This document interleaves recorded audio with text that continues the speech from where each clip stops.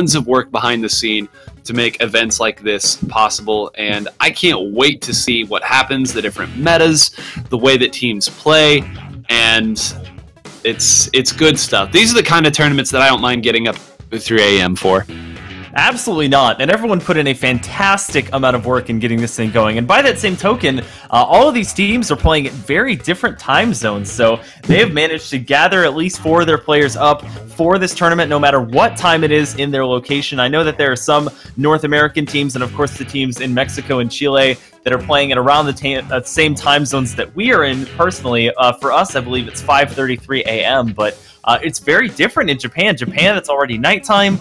It's in the middle of the day in Europe, so I'm looking forward to seeing whether that affects any of the teams and how they play. But by the same token, again, the meta has been pretty well established so far, but we've been seeing a couple of quirky things in recent tournaments, so I'm excited to see how that continues to develop. I think out of the metas that we've seen so far in Splatoon, this one is the least stagnant, meaning that a lot of different weapons have the potential to succeed here because a lot of different specials are good right now. The Inkstorm has been very popular. Of course, the Stingray as well. The Splashdown has been coming out a lot thanks to things like the Splatter Shot and the Splat Roller, but other specials are still very, very popular and still very usable as well. Things like the Ink Armor, we're seeing pretty much consistently teams run with an NZAP player just to have that Ink Armor at their disposal. So teams are playing with a lot of different weapons here, and I'm excited to see what gets used going forward. Absolutely. Right now we're waiting on the result of Monado and Friends versus Esport Up. Esport Up being one of our Hong Kong teams, and Monado and Friends being a Mexican-Chilean team. So this is, like you said, 2 different regions that are playing right now, 2 very different time zones. The winner of that will be up against Neptune. And for those of you unfamiliar with Neptune, if there is anybody who's still unfamiliar with Neptune, one of the most active teams in the Western scene, over 400 registered and logged games via the SplatStats database. And this is one of those teams that people say has a chance to dethrone the top Western teams at LANs or at any tournament because they've done before, they've gotten big wins. This would be a huge statement tournament if they were able to take it. Right now, waiting on the result before they spring into action, but I've heard that Neptune's going to be going to Genesis 5 as well. I'm super excited about that prospect. Teams are basically loading in to get to that tournament. I'm so excited to see so many full rosters at that LAN. I'm pretty sure both Saikai and Set to Destroy X will be bringing their rosters in. I'm not sure about Saikai. I know also Team Olive is going to be there. Team Olive, I believe, already signing up their full roster for that tournament, so I'm super excited to see that potential matchup come out. But in this tournament, there's not all that many North American teams. I believe there's around 5 that are in this tournament, so they are really going to have to work a lot harder than they normally do to make a name for themselves and to establish the North American region as the best that's presented in this tournament. They have a lot of stiff competition. There's a lot of great teams that they have to contend with. So, but with the tournament structure that we're seeing here, of course, 1 set loss does not knock you out. Of course, we do have a loser's bracket that you can work through to try and make it back to those grand finals, but it's going to be a lot tougher of a journey that way. These teams, I'm sure, would prefer to just battle everyone that they can, come through it alive, and make it through to those winners finals and hopefully on to grand finals. And it is worth noting that Neptune is the top-seeded North American team. They are our number 7 seed in this tournament. But ahead of them, Team Olive, of course, a European team, and then it is 5 other Japanese teams. Our top seed, of course, is Splash, first place at the Platinum Cup qualifier and eventually getting second at Platinum Cup 2000, Shimona Games, Kure Tetochinu, and then Miotania. So lots of great teams here. It's amazing. As someone who isn't as familiar with the Japanese scene as some other members of the staff, it's every time you come to these tournaments, there's always another Japanese team doing amazing things. So wonderful scene they've cultivated. We're going to be getting into the next match soon. It is Monado and Friends that took the win, so it will be the Mexican-Chilean team there who will be up against Neptune. So 2 very similar time zones here. Not quite as different as it would have been otherwise. So some early risers battling it out here in the early stages of bracket. Yeah, I'm incredibly excited to see what happens going forward. One of the bracket updates we've received is that Quantum, who's been doing incredibly well in recent tournaments, they've been kind of steadily growing as a team, and as of late, in the past 2 or 3 tournaments, they've done exceptionally well. They were actually just 3-0 at a full sweep perpetrated by the Japanese squad Kitai no Team, so they will already be bumped down to the losers bracket. I believe that was that was in fact their first game of the day, so they will have to fight their way up through the losers bracket. They, I believe, do not have an opponent as of yet, so they will be waiting on somebody to battle. But actually, I believe they're going to be taking on Legacy, so a pretty traditional matchup coming forward. 2 teams that have been playing a good amount in recent Western tournaments, but they will both have to fight their way up through losers. But back to the winners bracket, it is going to be Neptune coming in here. I'm excited to see what they can do today. They are going to be taking up arms against Monado and Friends, of course, the Mexican and Chilean team. I haven't seen all that many teams come out of that region, so I'm interested to see if their playstyle differs a little bit going forward than these other regions.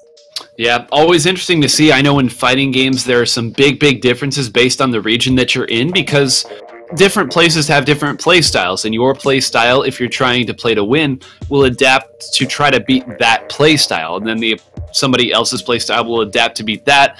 So it will be really interesting in seeing what they do. Of course, this isn't a fighting game. It's solo queue. It's an online game, so it's not quite the same level of, I guess, isolation. But like you said, it will be interesting to see if they do things a little differently. For those of you not familiar with Neptune's roster, Prime, The One, Pika 3K, all consistent members, but it looks like In Control Yami's Brian here, a very steady streamer, a very strong player there. T-Tech user, sometimes switches over to Blasters, so that'll be a substitute in, it looks like, for them. And I think this team is primarily Californian as well, so we were complaining about us. It's still 3:40 in the morning over there. Yeah, not only that, but they're actually coming off a tournament win. They played in an Australian tournament tonight and actually were able to come away the champions of it. They took on a team called Square, SQAR, in the finals and were able to take a very close set, actually. They had to knock out on Muscle Forge Fitness to be able to come away with the victory there, but they're coming off a tournament win. Brian, of course, having played in that, now coming in pretty hot, pretty warmed up to play in this tournament, so I'm not sure, honestly, how they're functioning. I do agree that I think a good chunk of their members are located in California, so hopefully they're not dead tired right now, because they should have a pretty good competitive team facing them right now in the form of Monado and Friends. It's going to be a great match here early on, and I will be very interested in seeing what composition they roll out, because I know that I know for a fact Brian will probably not switch off of Splattershot unless given a reason to, but pretty much everyone on this team I've seen play Splattershot or something similar to it at least once, so it'll be very interesting to see how they change things up, or if they do, because Splat Zones on the Reef is a map that you can really roll in and take turf very quickly if you do stack an end zap, if you stack a 52 gal, of course the Splattershot and the Tentatek Splattershot. But I've also seen teams roll out rollers here, no pun intended, and some other long-range shooters can get it done as well. If you place a Splatling up on the middle bridge, they can really influence both the left and right sides of the map. So I'll be very interested to see. I really enjoy the Reef. I think it's one of those maps that you can roll out a lot of different compositions and still find success. This is definitely a somewhat tough map for Chargers, but I've also seen some of the most insane Charger play happen on this map. It's going to require some pretty insane flicking capabilities if you do elect to bring in a Charger, but as you said, a lot of aggressive weapons can excel here. Of course, the Splattershot, which has been such a traditional mainstay in the most recent patches. Of course, the end zap I would not be surprised to see as well. The teams having that ink armor would be so nice to help survive at least one shot. And also, of course, that weapon being put into the lightest class of weapons, being able to have a little bit faster swim speed and a little bit more strafing at your disposal is so nice to have. But I'll be excited to see if either team does bring out something like a roller or even something with Curling Bomb, because those weapons that have Curling Bomb can get into the action so quickly. But because it's Splat Zones, I'm definitely expecting things like the Ink Storm, maybe even some bomb launchers to come out. So let's see if I'm right. We'll take a look at it here. And very interesting. One thing that I want to note here before we say anything else, a Luna Blaster and a sloshing machine. Very intense killing power there. A lot of burst damage going to be coming out as well, as we do see a roller come in and kind of butt faces there with Brian, both of them going down. But it looks like an early cap is going in the direction of Monado and friends here, or I'm sorry, of Neptune, but Monado and friends does have 2 up in the middle. Brian's coming back in. They take control back. Brian going to get taken out in zone once again. And it looks like Vandermoro there on the blaster having a big early game. Yeah, you can see there also the Inkstorm.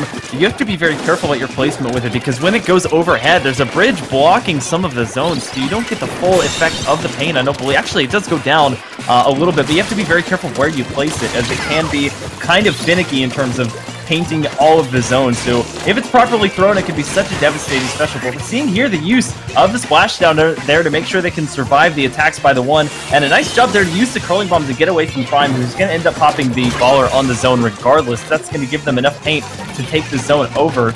And this Lunar Blaster, again, is not a bad pick. The baller can do a decent amount of damage onto the zone and getting that objective back, and of course it can back up anyone that's just sitting on the zone hoping that nobody touches it. So right now, a nice job being done by Monado and friends to try and get the zone away from Neptune here. They're going to have to expend a lot of resources to do that, including the Inkjet of the Octobrush, who will go down. But it may have been in vain, as Neptune's starting to regain that map control in mid and build up their specials once more. Rebuilding specials once more and setting themselves up there. You see Brian there on the top of your screen, kind of sharking around, going to wait there as long as needed, knows that the range blaster is up there, so they can't go in too haphazardly. Waiting behind, throwing some bombs there. We're going to see now 1 going down. Brian may have waited a little too long and gets triple teamed at the top of your screen there. This should be a pretty easy cap, and it does look like it goes in the direction of Monado and friends, who did a great job of breaking themselves out of what looked like a really bad situation. 2 going down there. Mayu kind of running back and forth with this baller, not really knowing where to go. Going to go back and get the kill on Brian. That zone ticks down, but goes back the other way. And Mayu is going to go down to the 1 and the Luna Blaster. And that's such a devastating combo when you have a blaster with that heavy burst damage, and you also have that annoying and tough to kill Rella. Of course, providing that shield can be so crucial. You kind of have to pick your target wisely. The Luna, of course, trying to get right in your face, and the Brillo, of course, deflecting most of your incoming shots. Nice job here, though, by Neptune to maintain a lot of map control, although Monado and friends able to get in behind them and take over the zone. Of course, the Inkstorm there are going to put down some damage and actually get the final shot on them. Gonna try and pop the splashdown is Brian, but Maya will be able to survive that and get the kill. They'll go 2 down, however. Vandermoro getting a kill from distance onto Prime. That, of course, is one of the main draws of the blaster class, especially those longer range blasters, is their ability to just either get directs or indirects from a very long range and get some clutch kills that you might not be able to have if you don't have map control. So we also see Killer here trying to push forward with that Stingray, but they'll die with it. So choosing to be aggressive with the main weapon instead of backing off and getting anybody that's on the zone with that Stingray. So choosing an aggressive playstyle over something that might allow them to use their special. But they're going to go 3 down. Neptune here losing their opening, and Monado and friends should have a shot to try and kick through their pretty small penalty and try to regain the lead. So right there, what it looked a lot like was every time that Monado and friends would come in, they would get the zone, but they wouldn't get much more than the zone. They wouldn't be able to get the sides. They weren't able to set up a whole lot. Neptune did a good job of holding on, but this time they got the sides and then came in from there. They're going to make one more chance here, Neptune, to try to get the zone. Let's see if it hangs on, and it does for just long enough for Monado and friends to take the lead. And the roller going to come in, had a chance to get a double, is able to get the slosh machine, going to come back around, being chased all the way to the ends of the earth. Finally goes down, and they do get the zone in the process, but with just under a minute left, Monado and friends has not much of a lead, but they do have something, although with 3 of them down, I think they're going to lose it just as I say that.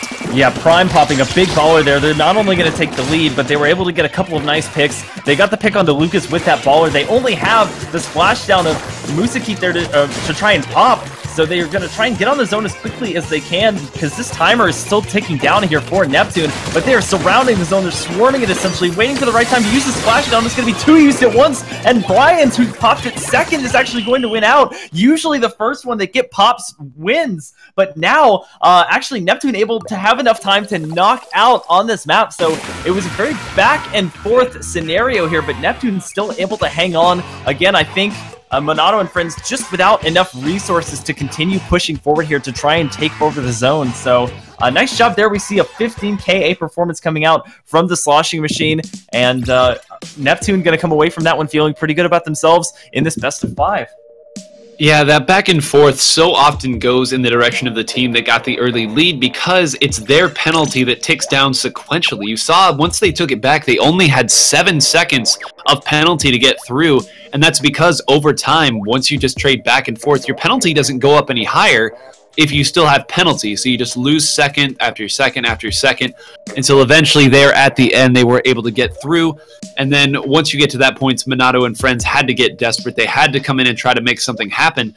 And what I think happened there with the splashdown interaction, when you're coming down in splashdown, I'm pretty sure you have some iframes. And I think the timing just worked out the way, or it just worked out so perfectly for Brian. He was in that invincible state as he was coming down, and he got his to go off right as the iframes ended. And I bet if you ask Brian, he would say he didn't mean to do that, but we'll see if that was indeed the case later. I want to look at that interaction to make sure that I got that right. But very close. I'm very impressed with the showing that Monado and friends put on, how they adapted as time went along and they were able to get that kill. But like you said, just not enough resources there. I think that Neptune had a slightly better comp for that, but I'm really interested to see if this roller sticks around because you and I, we both love our roller play. Oh, of course. I mean, there's a lot of good roller players that are left around in this tournament. I'm excited to see a lot of them play going forward here, but on this particular set, I think it's going to be, again, another very back and forth game here between these two teams. Rainmaker, Sturgeon, Shipyard. Sturgeon is a very large map. The most common push that we see coming out is that they go to the left of where the Rainmaker spawns over to those boxes. There's an alleyway on the far left-hand side of the map that is optimal for getting over to the pedestal. If there's nobody sitting on it, you basically have a straight shot over to that Rainmaker's final destination. So, again, the forefront of the map is not what you're really worried about here. You're really just trying to take control of that middle area, even though it's not splat zones, and try to get that map control before you pop the Rainmaker, get a couple of picks, and then have time to push it over into that left-hand alleyway. So again, with these compositions, we're seeing a lot of short to mid-range weapons. We did see a changeover, though, from Monado and friends to a Splattershot Pro that will give them a bit of a longer range weapon, and there's a couple of nice high ground spots that you can set up on if you bring a weapon like that. Yeah, it's a great weapon, especially on this map, like you said, and I like the idea to have the Inkstorm to have just a little more control, and the Rain... I've never seen the Rainmaker get a kill like that. I've seen it get squished, but I don't know what he got squished against. The Rainmaker not going to be able to make the jump there, and that could actually come back to bite them big. You see the Roller was leading the charge there, but without the Rainmaker there, they weren't able to get the points. The Roller going to have to come back down. They're not able to get nearly as far as they could. I love the idea to go up there first. I thought the Roller was going to grab it. A very strong play here. If the Roller can get 3, the Roller does get 2, not the third one. And because of that, they're not going to be able to make the second jump there. But very good. They know how to play this map. They're doing a strong job, but I believe this is going to be the end of this push. Yeah, the Roller showing a lot of foresight there. A lot of players would just hastily try and grab the Rainmaker and take it away from that spot, and I think that's what Neptune was waiting on. They were waiting to see if anyone would be foolish enough to come try and challenge the Rainmaker, but they went after the players themselves. The players not ready for that had to back off instead of fighting the actual situation there. A couple of picks gained. That fight or flight initiative there kicking off for Neptune. We saw a couple fight and a couple flight. 2 kills popped there. Prime going to try and get some more here, or at least pop the Rainmaker shield. They'll get both, actually. Both objectives completed there as the Luna's Baller is going to do some massive work, but it is just a bloodbath right now. We don't typically see this out of a large map like Sturgeon Shipyard, but for now, Neptune holding onto the map control. Vandermoro does have their optimal high ground, but they will just get melted down by a combination of shots and burst bombs, so Neptune in position to try and get that lead back. Yeah, just a little bit too overzealous there. Came up just a bit too far. Those fall-off shots, it's almost perfect, the range there that you can get from the splatter shot. To just put pressure up there, the shots fall right on top of anyone who's there. Brian going to continue sitting around here, being a thorn in the side of Monado and friends. Going to sit down there as well at the bottom of the screen, using all the resources, finally takes them down. We're going to see the Roller once again going to be able to get to going down again. That just seems to be the thing that is happening as we see Prime again popping a baller here. Going to try to get the Rainmaker to pop as well. Does indeed do that. Not going to have enough ink to do a whole lot more than that, but at the very least they have control of mid. They have the Luna Blaster here in this dangerous position. It's going to take a very strong defense here from Monado and friends. The Ink Storm going to be a big help with that. One already down, the one already down. And it does look like the Rainmaker is going to stop here, though Prime is still sharking around here. Anytime a Luna is in this dangerous position, you have to be careful. You can't let them through, and a great job there by Vandermoro taking that threat out. Nine continuing to bring in his traditional puns to the casting. I love it.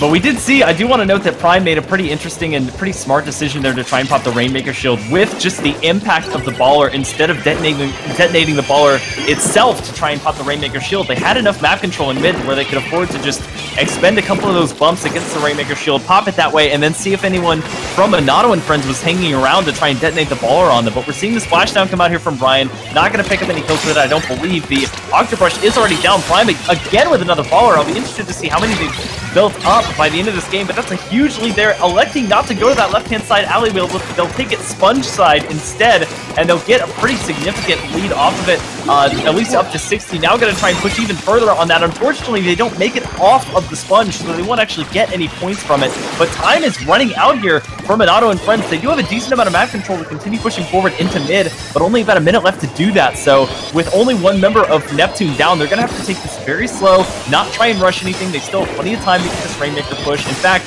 the Rainmaker is going to explode before this game's timer is done. So we're seeing them use a lot of specials here. Luke is going to try and get some things done with the Inkjet, and that's a 3-down situation, so they will try and take it over to this left-hand side. Only Killer left to try and block it. They are going to try and get the lead, and they will. Prime getting a falling shot, expending his life to stop the Rainmaker in a heroic effort, but Neptune not able to stop Monado and friends from getting what they came for. So now the onus shifting back over to them, and they will have to try and get all the way up to that 48 mark. And something that I have to say real quick, the reason that he went in the direction that he went with the Rainmaker is if you jump down into that chasm, you actually get it all the way to 43, and that's a walleye warehouse situation where it cannot be beaten, it can only be tied if you do that. So I understand exactly why they did that. And the roller coming around on the backside, getting a great kill, but what clutch plays there at the end. It was Vandermoro who went up on top of that spinning platform to take one of them out. There was only one left in that situation, and they couldn't get the Rainmaker. I believe that it was Killer there who was going to have to make that shot, not able to. 14 KA coming out from both Vandermoro and the roller there. Is that Milliseat? I believe that was how it would be pronounced. I'm not sure. Those are symbols I'm not terribly familiar with. But what a great job there, bringing it back. You said they needed to take it sequentially and slowly. I think that Neptune got a little bit too antsy with their defense. They came out to try to meet the push there before it could get too deep into the danger zone. And as a result, they actually got taken out a little bit early and allowed them to advance all the way there, up to that 49-point marker. But a great response there. No 3-0s in this set. I think by looking at the roster sheet, that's going to be pronounced Misail, who actually is the captain of Monado and friends. So a lot of leadership shown there. A fantastic performance. We did see, of course, that heroic effort coming out to stop the Rainmaker and at least give Neptune a chance. I believe that was the Luna who made that final shot to take the Rainmaker out and stop them from getting a knockout, but it was just too little too late on their front. A very similar game, actually, to game number 1, except the shoe was on the other foot there. So Monado and friends able to come away from that one after Neptune traded back and forth in game number 1. We now move on to game number 3, Tower Control on Inkbot Art Academy, which is a very interesting map and mode combination. If I remember correctly, the middle art installment is going to go away on this mode, so it'll be replaced by the tower. That's going to open up the middle part of the map a lot, and it's going to take away that very high ground positioning that you would normally set up your long range, even mid-range weapons on to try and fire into the opponent's plat area. So that's one thing about this map, is that it can be so difficult to get back into mid when you've lost control, because it's so easy to watch from mid or even from some of the sides. So I'll be interested to see which team can take control first, and if it'll be as back and forth as we've seen it from before. Both of these teams seeming very confident in the weapons that they bring out, not changing very much from game 1 to game 2. We'll have to see if that stays pat going into game 3. And one other thing that is different on this map, you have that small block that allows you access to your opponent's plat in a different way than you normally would be able to. Also, one other thing here, if you do not like Stingray, this is not the map for you. The Stingray can absolutely stop a push. It's some very long and narrow pathways, consistent pathways that tower has to go on. Stingray can single-handedly stop a push and make things difficult for the enemy team. Misael is going to have to come up big here. This is a map where he's going to get a chance to flank around and make some things happen. One already go down. It's the one on the bottom of your screen. Ryan going to jump in, though, and actually gets taken out by Misael at the bottom of the screen. So that's 2 frontline weapons down. The Stingray is online if Prime opts to use it. But Prime right now is being pushed back just a little bit. The Rain Cloud going to come in as well. It doesn't look like anything's going to come from that push, but that was a very strong opening there by Monado and friends, showing that they do belong here with an elite team like Neptune. Yeah, that was a great dodge there by Misael on that splashdown. They just hung out on the very edge of that corner, which blocked all of the incoming damage from that splashdown, and they were able to be patient and get a kill because of it. Of course, the roller with that fantastic one-shot potential here. We're seeing more specials get utilized as this push continues here for Neptune. The splashdown going down. Unfortunately, the one not able to survive, Misael, is they're going to get another one-hit kill there. 2 down on the side of Monado and friends, though. Inkiller, though, getting a double kill, and they're going to basically clear out the tower. It's clearing day. It's spring cleaning, essentially, all the way in winter.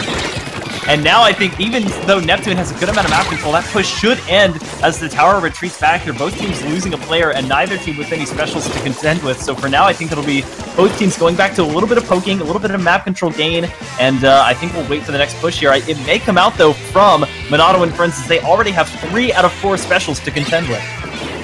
They do. They've got the arsenal. You see Misael just ready right there. There goes the curve bomb. Going to run all the way up there, but it's sniffed out very quickly by Brian. Bit of a missed opportunity right there. Another one going to come up here, but going to get taken down as well. The Blaster's so good at sniping those splashdowns out of the sky. And what looked like it might have been a great opportunity for Monado and friends, kind of thrown away on the wayside. And it all started when Misael went in maybe a little bit prematurely. Misael going to get taken out again, and that's been their big defense as well. The Rain Cloud going to come down, and this push looking just as dangerous as the last one.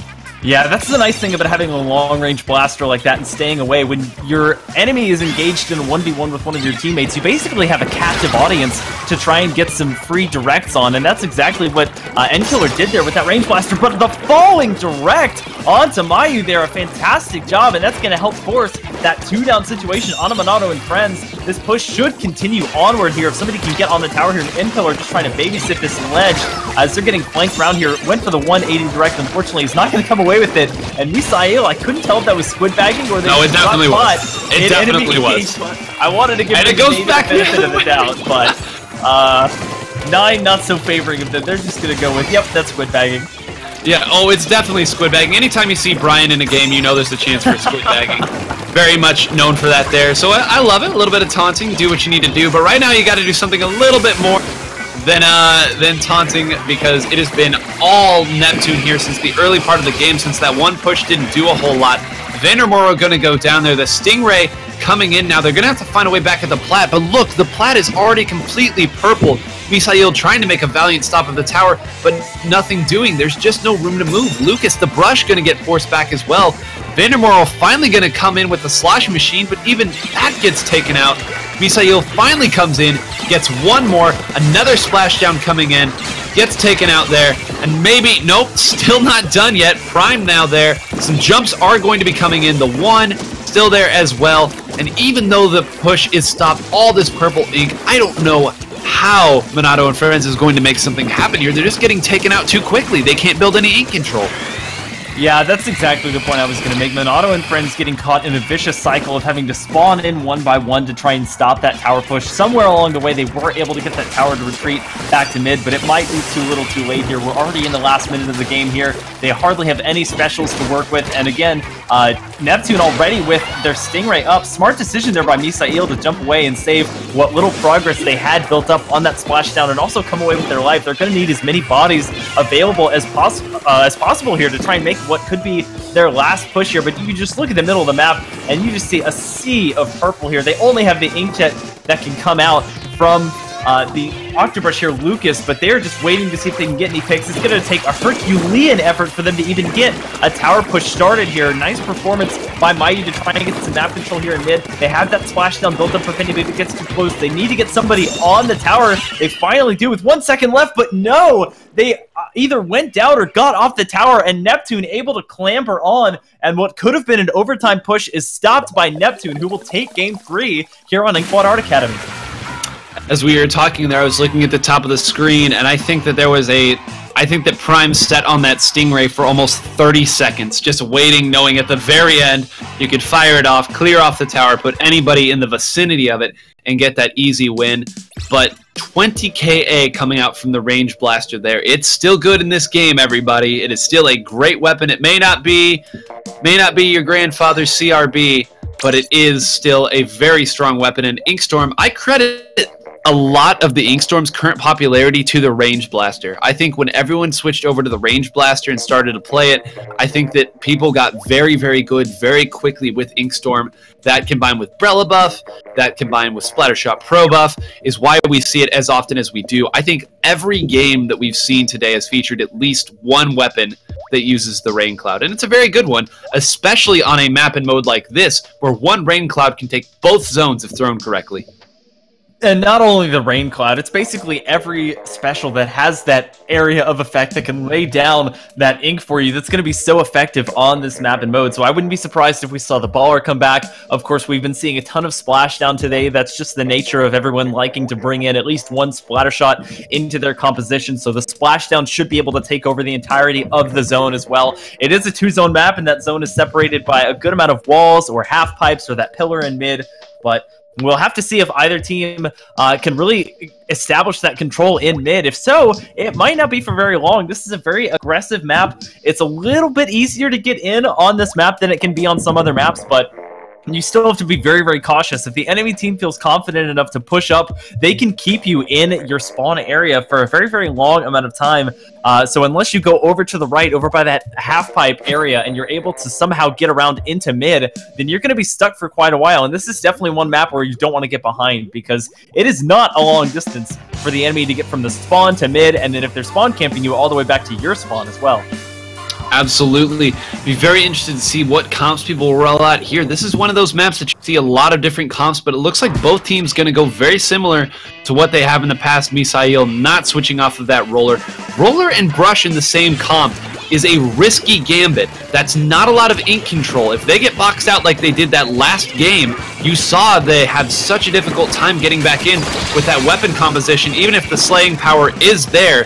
So we'll see if that does indeed happen here, and it looks like they're already shut out a little bit. The brush is going to run into each other and take each other out, but the one is the one that is left, and already down 20 seconds off of this timer for Neptune. Oh man, the one, I don't know if that name was meant to cause so many puns, but it's certainly yeah, I'm not trying. I'm not trying. None of these are intentional.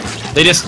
It's like midway through the sentence I realize what it is I'm about to say, but at that point I'm in too deep and I can't remember myself. It's too late for you. You've already gotten it done in your head. It's like there's no turning back now, but both teams opting to bring in the Octobrush. Again, we talked about in past tournaments the sort of recent uprising of the Inkjet once again, and how it used to be such a potent special. It saw a major decrease in play because nobody wanted to play the Zenitech anymore or the Inkergalactic, and now we're seeing it again as sort of this zoning special that can be used, especially when it's a map like this one where everything is so close quarters. There's a bunch of walls that the enemy can get boxed into. The Inkjet can be so nice in either taking out some enemies or just backing them far enough off that you can get the zone in relative peace. So I'm not surprised to see the two the Octobrush here. Of course, they can also sit on top of that big pillar in mid and try and just rain ink down onto the two zones, which are close enough from that pillar that you can basically cap both of them without moving. Prime also bringing the Luna Blaster back in that has that nice one-shot kill potential, or even the two-shot if you don't get the direct, and the Baller gets built up relatively quickly for a Blaster. It's actually kind of surprising how quickly it can be built up. So far, we haven't seen all that much movement here. Both teams getting just a few ticks off of their zones, respectively, one at 70 and one at 78. So this one's kind of moving at a snail's pace here. They're just trading kills back and forth. It's basically team deathmatch at this point. Absolutely. It does look like, though, right now, Neptune coming out on top again, and Prime got a really important kill. The Splattershot Pro here from Vandermoor is really going to have to come up huge. It's the only range that it's the only range that the team really has, and it's also that rain cloud special that we talked about. Prime was able to get a really important kill on that right as the rain cloud was about to be built. So very, very timely kills there. Prime going to wait up here, try to shark around. It looks like some shark v shark action here as Misael was waiting. Misael gets 1, 2, and the ink armor not going to be enough. A triple coming out from Misael, a quad coming out there from Monado and friends, and this should be the lead because they're already through their penalty here, and it does look like this one might indeed go back in favor of Monado and friends. What? No! Oh my gosh, you're making me a liar. Come on, don't do this to me. Don't do this to me! Oh, wow. Oh my gosh, that was a ridiculous setup. It's sort of the perfect storm there for Misael as they were able to get a couple of kills and then they missed their third shot, what would have been onto the ink armor. But the ink armor after that running out and they were able to sort of flick their shot a little bit to the left and come away with that last kill. They tried to go up and get a few more in their spawn, but Neptune was ready for it, able to shut that down. Prime going to be hanging out here, benefiting from the ink armor of their own. That'll get taken away. Mayu going to pop the splashdown to take out the one there, but they still have a lot of work to do on the zone. Still not a huge number to get up to. They do have a penalty of 18 to contend with this Mayu. Not going to be able to win that 1v1 against Nkiller there, who's going to be able to jump down. That's the nice thing also about this map, is you can just jump down and rain fire down on somebody who's trying to take over the zone. A lot of these short-range weapons have to be either on the zone or right in front of it to have an impact. Nice double kill there by Nkiller. Going to be looking for the triple, but they just have too much ink on them. The one going to be able to avenge their death onto Vandermoro, and with about a minute left to go, it's been incredibly back and forth, but I think Neptune here starting to get the advantages. They've also carved out a good amount of map control. Yeah, and they keep rotating the person who's up on the tower here. They've done a good job of putting Brian up there, Prime up there, and Nkiller up there, all who have weapons who can really influence things from the top of that. They can kind of make dive downs for quick kills. They've done a really good job of rotating that, but always keeping control and pressure of that top tower. So now Vandermoro, one of the reasons why Vandermoro has to come up big here is Vandermoro has the only one on the team with a weapon that can influence this tower from not on the tower. We've seen them come up there with some splashdowns, we've seen them come up there with burst bombs and things like that, but Vandermoro is the only one that can really influence the towers. We finally see that happening here, and it is going to scatter them just enough that they're going to be able to get close to the zone, and they do get the zone here. So very big, they're going to have to get, that's not going to be enough. The trade there is nice, but they're going to have to get 1 or 2 down. Now Mayu's up in a great position. This spawn could go the distance. This timer's ticking down very quickly. The ink armor used there by the Inzap as well. It's basically a 3v3 at this point. Nkiller going to win the battle there against Misael, looking for the double onto Lucas, and they'll find it in the form of a trade. That's huge. That'll take away some of those last reinforcements, and in a basically photo finish on Black Philly Skate Park, somehow Neptune able to survive the onslaught. A couple of clutch kills at the end there. I believe that was by Nkiller who got that double, and Neptune gonna hang on. Nkiller getting that 15k and popping not only 5 ink armors total, but the ink armor, they waited with that last one to pop it until overtime just hit. They also had to wait for their 2 members that had died to come back, but that was instrumental in allowing them to survive. A fantastic performance there, and Neptune going to be the winner on Black Philly Skate Park. Neptune showing their prowess and why they are such a high-ranked team, the top North American ranked team in this tournament. I was very impressed with the showing there from Monado and friends.